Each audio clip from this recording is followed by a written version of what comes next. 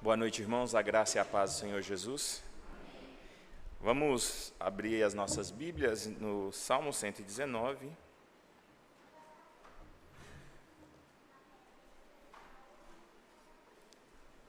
Salmo 119.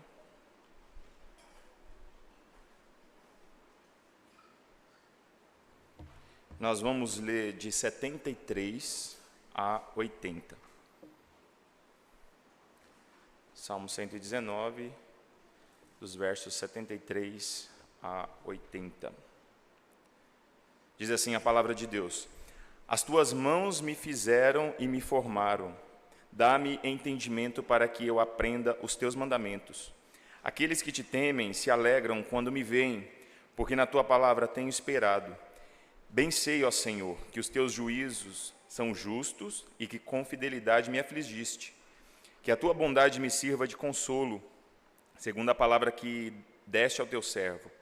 Venham sobre mim as tuas misericórdias, para que eu viva, pois na tua lei está o meu prazer.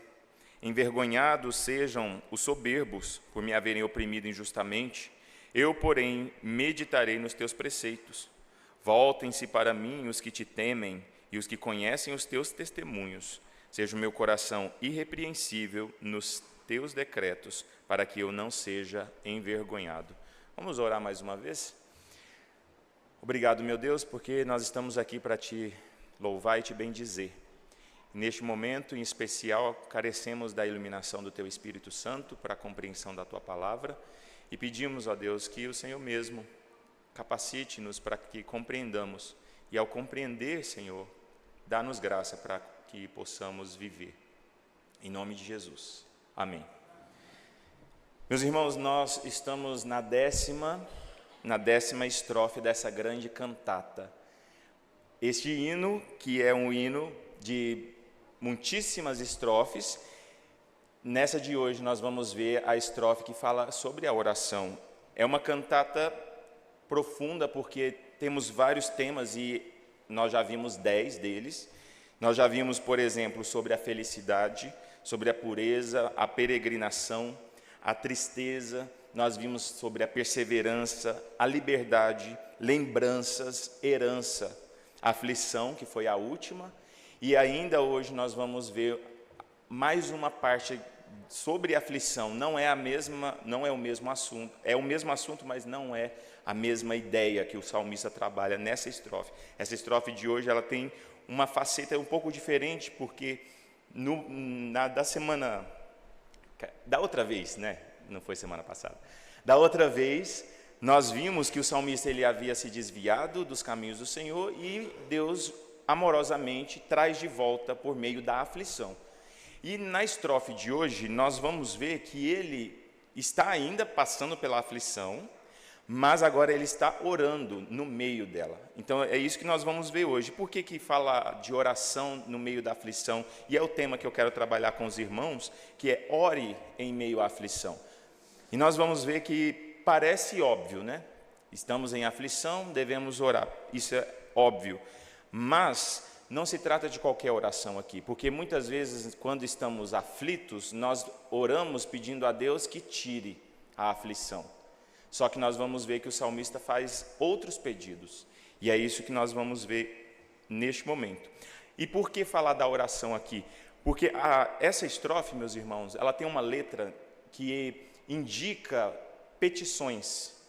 A primeira letra de cada frase dessa estrofe indicam petições. Então é isso que o salmista está fazendo. Ele está pedindo a Deus. E nós vamos ver três pedidos que ele faz. Então, ore em meio à aflição, mas o que deve conter na nossa oração em meio à aflição? E é isso que nós vamos trabalhar. Em primeiro lugar, meus irmãos, o reconhecimento de que foi Deus quem nos criou. Veja que o salmista ele começa dizendo o seguinte: as tuas mãos me formaram. Veja que afirmação tão profunda que é a afirmação de que Deus formou.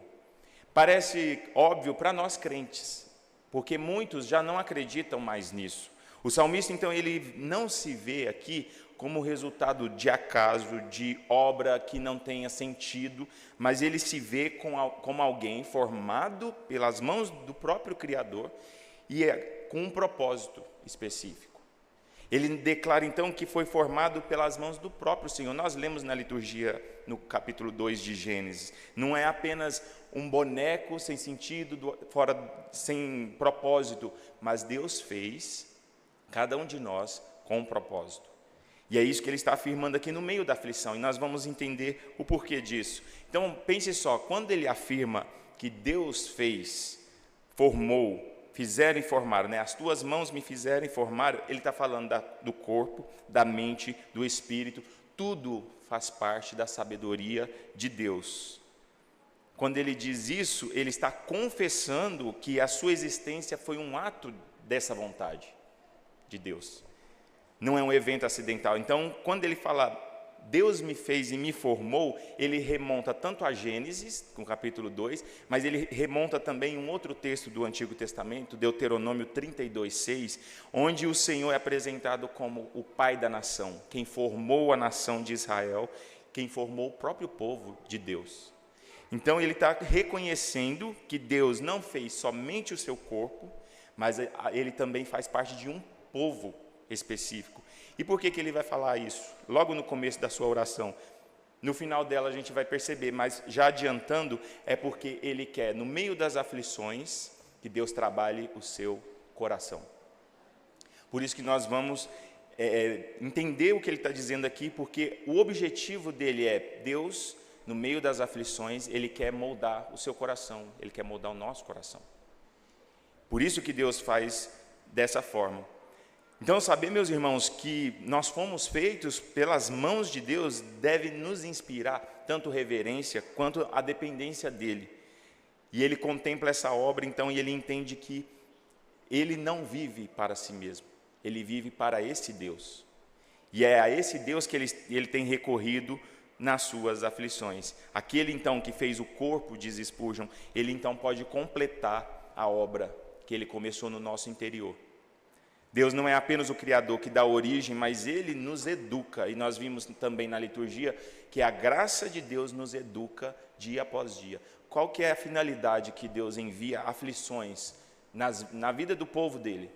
Para que nós aprendamos, por meio da sua graça, a sermos educados, a renegar as paixões, a renegar aquilo que é contrário à vontade de Deus. Então, o salmista, ele se lembra de que foi feito pelas mãos de Deus e ele encontra motivo agora para esperar que esse Deus que está deixando ele passar pela aflição possa sair, só que transformado, diferente do que ele entrou. Lembra que no último sermão ele falou que ele havia se desviado, de alguma forma que a gente não sabe o como ele fez isso, mas era algo que Deus disciplinou e ele então recorreu a vontade de Deus em oração, pedindo para que Deus transformasse a sua vida. Por isso, meus irmãos, nós precisamos nos lembrar, nas nossas orações, principalmente na aflição, que se nós não somos obras do acaso, quanto mais o que acontece conosco. E se é da vontade de Deus isso, a oração que nós devemos fazer é de Deus, o que o Senhor quer no meio dessa aflição comigo? O que o Senhor quer trabalhar na minha vida, o que o Senhor quer transformar em mim. Esse é o objetivo, e essa deve ser a nossa oração. Não simplesmente, Deus me livra, Deus me tira dessa situação. Essa deve ser a nossa oração. Veja que ele teme ao Senhor. Veja o verso 74. Aqueles que te temem se alegram quando me veem. E aqui é interessante, porque quando o crente ele é trabalhado por Deus, os outros irmãos eles se sentem alegres de ver que Deus está trabalhando na vida daquela pessoa. Muito diferente do que muitos fazem de criticar, ele está passando por isso porque é um pecador miserável, como os amigos de Jó. Pelo contrário, os que temem realmente ao Senhor sabem que os crentes eles passam por aflições e por isso eles se alegram, não pelas aflições, pelo resultado que acontece. Deus trabalha à medida que nós vamos passando pelas aflições da vida. Então, a alegria dos piedosos é ver na vida do crente, do servo de Deus, a prova de que a palavra de Deus, ela transforma. Ela transforma qualquer pessoa, qualquer vida. E é essa palavra que nos anima, dia após dia, a não desistir de ninguém. Por quê? Porque as tuas mãos me fizeram, e aqueles que temem ao Senhor reconhecem isso. O crente passa pela aflição, mas ele amadurece. Ele não sai da mesma forma que entrou. Diferentemente dos ímpios, que os ímpios eles entram e eles se tornam mais endurecidos e tratam Deus com desprezo e muitas vezes até mesmo blasfêmias. Mas o crente, ele percebe a boa mão do Senhor trabalhando nas áreas que precisam ser trabalhadas. Por isso que, em meio à oração, meus irmãos, nós precisamos orar. Mas não qualquer oração, porque nós já fazemos várias orações. Mas a oração certa de pedir: Deus, o Senhor me formou, o Senhor fez o meu corpo, a minha mente, então essa aflição tem que trabalhar meu coração. Então faça isso. E essa deve ser a sua oração também, meu irmão. E aprender que Deus tem um propósito com as aflições que Ele permite que passemos. Então deixe que a esperança dessa palavra, que garante que é Deus fazendo, não é o diabo, deixe que ela molde a sua vida. Às vezes nós nos resistimos, muitas vezes, em algum momento, o agir de Deus, mas depois percebemos que Deus faz por nosso bem. E nós vamos ver isso em seguida aqui. Então, em primeiro lugar, ore em meio à aflição, com a confiança de que Deus nos consola. Em segundo lugar, na verdade. Em primeiro lugar, reconhecendo que foi Deus quem nos formou. Em segundo lugar, que Deus nos consola. Veja os versos 75 a 77. Diz o seguinte: venham sobre mim as tuas misericórdias, para que eu viva, pois na tua lei está o meu prazer. Eu pulei, né? Pulei bastante. Bem sei, ó Senhor, que os teus juízos são justos e que com fidelidade me afligiste. Que a tua bondade me sirva de consolo, segundo a palavra que deste ao teu servo. Venham sobre mim as tuas misericórdias para que eu viva, pois na tua lei está o meu prazer. Veja que ele começa dizendo bem sei. E esse bem sei aqui, se o salmista fosse brasileiro, ele seria aquele irônico, né? Eu sei, né, Senhor, que o Senhor faz o que o Senhor quiser.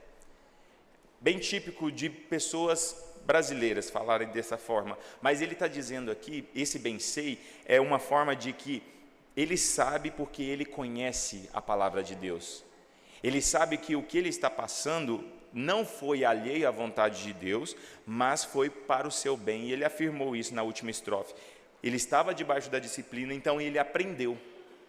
Deus, eu bem sei que eu estou passando por isso por causa daquilo. Então pensa só, quando nós estamos nas aflições, muitas vezes nós já sabemos o que Deus quer tratar conosco.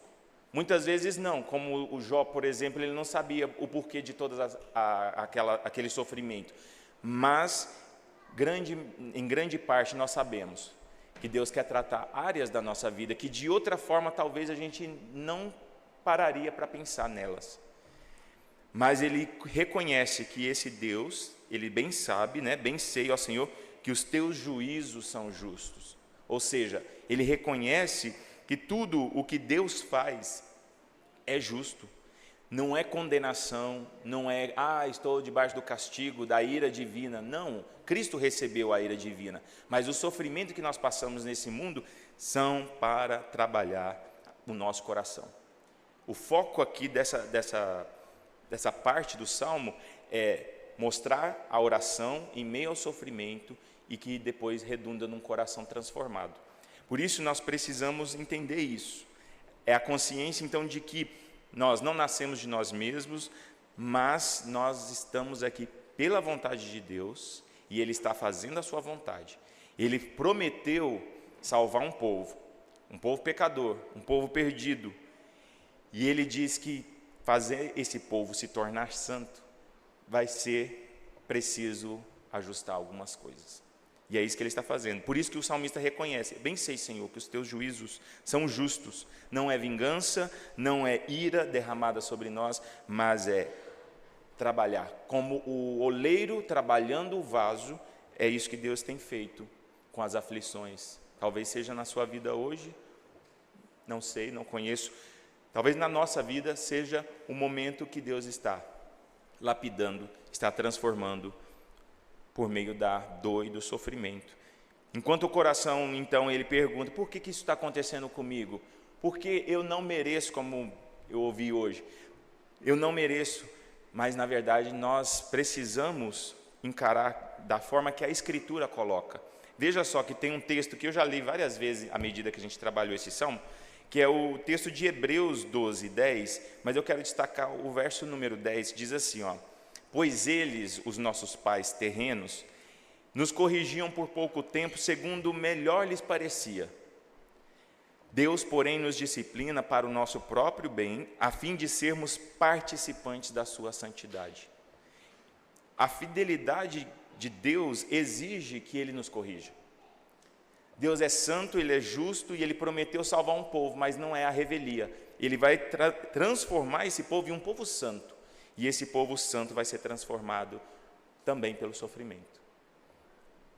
Então, a confissão é de quem descobre no sofrimento o agir de Deus. Aqui que é isso que o salmista está fazendo. Bem sei, ó Senhor, que os teus juízos são justos e com fidelidade me afligiste. Eu sei porque Deus faz, porque Ele quer transformar pecadores em santos. E Ele vai fazer. Por isso o salmista não pergunta por quê. Ele afirma, eu sei. É isso que ele está fazendo aqui, eu sei. É a linguagem de quem aprendeu a depender de Deus na escola do sofrimento. Veja agora o verso 76, que a tua bondade me sirva de consolo segundo a palavra que deste ao teu servo. Ele começa dizendo, eu sei, e aqui agora ele começa a pedir o segundo pedido que nós mencionamos, a confiança de que Deus nos consola. Deus não nos leva para o sofrimento e nos deixa lá, sem consolo, sem amparo, mas Ele, amorosamente, Ele nos deixa no sofrimento, mas também com o seu amor, com o seu cuidado, para que nós reconheçamos que Ele está conosco também. O mesmo Deus, então, que fere, é o Deus que nos cura. O mesmo Deus que nos leva para as aflições, para que aprendamos a depender dEle, é o Deus que depois nos tira e nos consola. Então, o homem de Deus aqui, ele não pede o fim da disciplina, mas ele pede, Deus me consola. Ninguém gosta, né, meus irmãos, de passar por sofrimento ou alguma disciplina de Deus. Mas nós podemos ter certeza que Deus também nos consola. Ele nos oferece o conforto. E Deus faz isso para mostrar o seu amor leal, a sua aliança, de pegar esse povo e transformar. Por isso ele acrescenta, segundo a palavra que deste ao teu servo, porque o consolo, meus irmãos, é o que vem da Escritura. Você já teve a oportunidade de falar palavras de conforto a alguém? Parece que nada do que a gente fala consola. Tudo que a gente fala, a pessoa fala que já sabe. Eu já sei, eu já sei. Nada resolve. Mas quando o consolo vem de Deus, Deus conforta. Por isso a fé do salmista não estava baseada em nada do que ele poderia ouvir de alguém, mas era daquilo que ele ouviu da palavra de Deus. Por isso que nos consola é a palavra. Veja, mais uma vez, o 76, que a tua bondade me sirva de consolo, segundo a tua palavra que deste ao teu servo. Ele não se apoia nem na emoção, muito menos em algum sentimento. Ele se apoia no que Deus disse. Deus disse que Ele é conosco. Deus disse que as suas misericórdias são suficientes para que nós sejamos consolados. Então, venha sobre mim, veja só que interessante no verso 77, venham sobre mim as tuas misericórdias.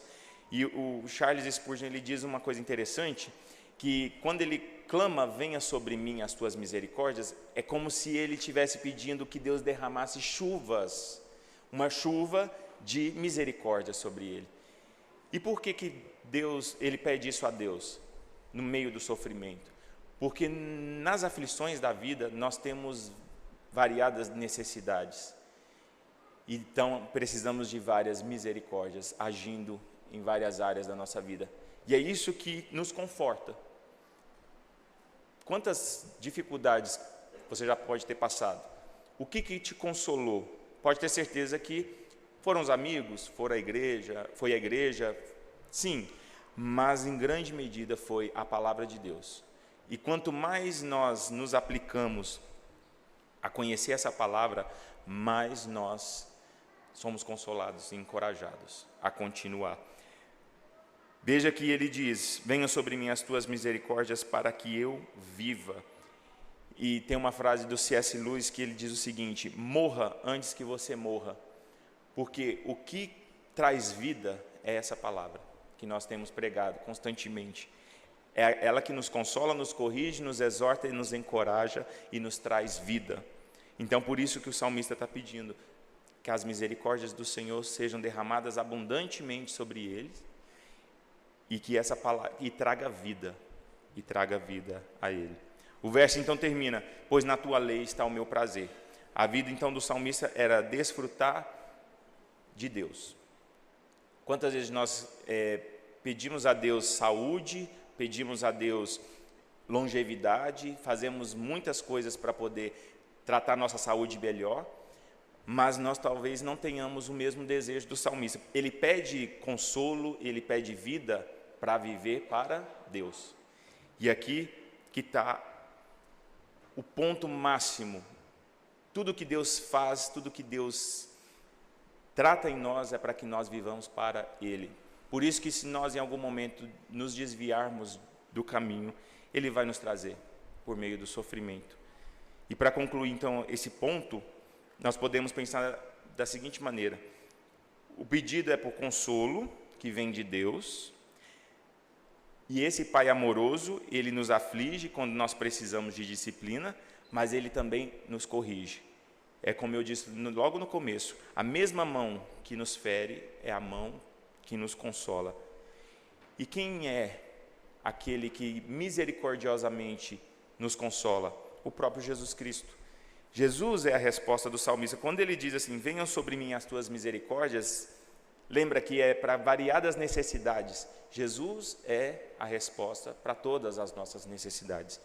Ele veio mostrar a misericórdia de Deus.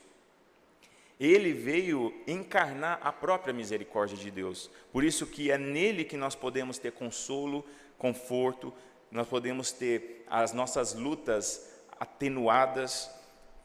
Nele nós somos consolados e confortados. Então, venha sobre mim as tuas misericórdias, é a oração do crente. O crente faz essa oração, porque ele está pedindo quem? Jesus. Então, meu irmão, confie nisso. Confie e seja consolado pela palavra de Deus. E essa palavra se encarnou, e é Jesus Cristo. Confie na fidelidade de Deus, que nos permite passar pelo sofrimento, mas também nos consola com a sua graça e com a sua misericórdia. Portanto, ore em meio à aflição na confiança de que Deus nos consola. Ele não nos deixa sem resposta. Então, em terceiro lugar agora, irmãos, ore em meio à aflição. E o que deve conter na nossa oração? O pedido de um coração íntegro. Veja dos 78 a 80, e eu quero enfatizar o 80, o 78 eu vou mencionar também.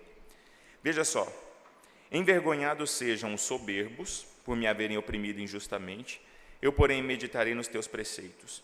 Voltem-se para mim os que te temem, e os que conhecem os teus testemunhos. Seja o meu coração irrepreensível nos teus decretos, para que eu não seja envergonhado. Veja só, que ele reconheceu que foi Deus quem criou, ele viu a fidelidade e o consolo que vem de Deus, ele clama por isso, e aqui no último versículo está o ápice. Por que ele quer? Ele fez a oração que ele fez, porque ele quer ter um coração novo, transformado. Um coração que não se desvia, mas que permanece firme. Mas aqui no 78 ele menciona mais uma vez, e como Davi era muito perseguido, ele sempre compunha as suas músicas mencionando esses problemas que ele tinha durante toda a sua trajetória. A gente sabe disso lendo os livros de Samuel e assim por diante. Mas, veja que aqui ele menciona que esses homens eram soberbos, eles eram orgulhosos, e os soberbos geralmente são aqueles que desafiam a Deus e zombam dele. Mas o salmista ele não fica remoendo com eles, mas ele conta para Deus. E muitas vezes, meus irmãos, nós temos passado por dificuldades. Eu ouvi, acho que foi sábado, não sei, eu ouvi pessoas cristãs que eram perseguidas, que são perseguidas ainda hoje nos seus trabalhos. E veja que o salmista aqui, ele passava por isso, mas ele contava isso para Deus. Por quê? Deus é quem vai fazer o que tem que ser feito. Nós não podemos. Enquanto os soberbos falam demais, o justo, no caso aqui o Davi, mergulha na lei de Deus. Ele confia na promessa de Deus e ele clama a Deus. E muitas vezes aqueles que nos insultam, eles nos insultam porque eles não podem fazer diretamente contra Deus. E eles veem em nós o Deus que eles odeiam. Por isso eles fazem o que fazem. Mas nós não precisamos revidar. Nós precisamos colocar diante de Deus e pedir que Deus faça o que Ele quiser fazer. Se Ele quiser salvar, se Ele quiser julgar. Mas veja que o salmista aqui, ele faz isso, né? Sejam envergonhados, Deus vai fazer no tempo certo com que isso aconteça. Mas o 79... ele fala algo interessante que é importante para nós também. Voltem-se para mim, os que te temem e os que conhecem os teus testemunhos. E aqui é interessante, meus irmãos, porque, ao que tudo indica, o seu desvio aqui do salmista foi visível. A disciplina de Deus na vida dele também foi visível. Mas agora que ele passou por essa aflição, ele está pedindo a Deus que agora as pessoas que antes poderiam ter, por exemplo, se afastado por causa da conduta dele, que elas sejam agora restauradas, tanto elas a ele, quanto ele a elas. E esse é o objetivo da disciplina, inclusive dentro da igreja. Não só tratar o pecado, afastar a pessoa por um tempo para ser tratada, mas depois ela precisa também ser readmitida quando ela for restaurada. E é isso que Davi está pedindo. Eu sei que eu causei, mas agora eu quero, Senhor, que o Senhor me restaure a comunhão com os irmãos, reintegrar ao povo, reintegrar de forma que as pessoas agora comecem a acreditar de novo, porque você já percebeu que quando alguém é disciplinado, dificilmente, a maior parte da igreja, por exemplo, não acredita que a pessoa tenha sido transformada. E é muito triste isso, dentro da igreja acontecer, porque se nós não acreditarmos, quem vai acreditar? E é por isso então que muitas vezes as pessoas elas ficam desanimadas com a igreja. Mas quando é restaurada, veja só que o 79, voltem-se para mim os que te temem. Os que temem a Deus vão reconhecer, Deus tratou a pessoa, ela está transformada, ela passou pela disciplina, ela passou pela aflição, e agora ela está apta a voltar para o seio do povo de Deus. E por último, aqui no versículo 80, veja só que ele diz: seja o meu coração irrepreensível, e aqui é o ponto máximo da oração. Ele pede, reconhecendo que foi Deus quem formou, no verso 73, ele confia na misericórdia de Deus, por isso que ele clama, e no 80 ele pede, dá-me um coração, e aqui a gente está com a versão de irrepreensível, e a ideia de coração irrepreensível é um coração íntegro, inteiro, saudável, que não se desvia. Essa é a ideia, um coração íntegro, inteiro, saudável, que não se desvia. E depois dele ter experimentado a disciplina, ter sido afastado, talvez até do povo, ele quer um coração transformado para poder não fazer isso mais. Tem um comentarista puritano que ele diz o seguinte: Davi ora por um coração íntegro, cheio de princípios sólidos, moldado pela palavra, e inteiramente para Deus. Qual é o objetivo, então, das aflições? Fazer com que os crentes tenham um coração que seja íntegro, que não tenham vidas duplas, que não tenham desvios no seu caminhar, mas que sejam cada vez mais conformados à palavra de Deus. E é isso que ele tem pedido aqui. Será que nas nossas aflições nós pedimos a Deus um coração transformado? Será que nós nos agarramos à ideia de que nós estamos passando isso para trabalhar o nosso coração? Ou nunca passou pela sua cabeça que muitas vezes nós temos problemas, dificuldades no cotidiano, que é natural de todos, mas para que o nosso coração seja transformado. Então, as provações, elas não nos envergonham, pelo contrário, elas trabalham a nossa vida. Agora, o pecado, sim, o pecado envergonha. Então, o pedido final aqui é um coração igual ao de Cristo. Porque quem é que tem um coração irrepreensível? Quem é que foi perfeitamente irrepreensível? Somente Jesus. Então, por isso que, quando o salmista pede, seja o meu coração irrepreensível nos teus decretos, ele está pedindo um outro coração, um coração que obedece, não no sentido de não regenerado para regenerado, porque ele já era crente, mas é no sentido de meu coração enganoso precisa de tratamento. E nada melhor que o Criador para tratar o nosso coração. Quem tem acesso a Ele, senão Ele? O próprio Deus.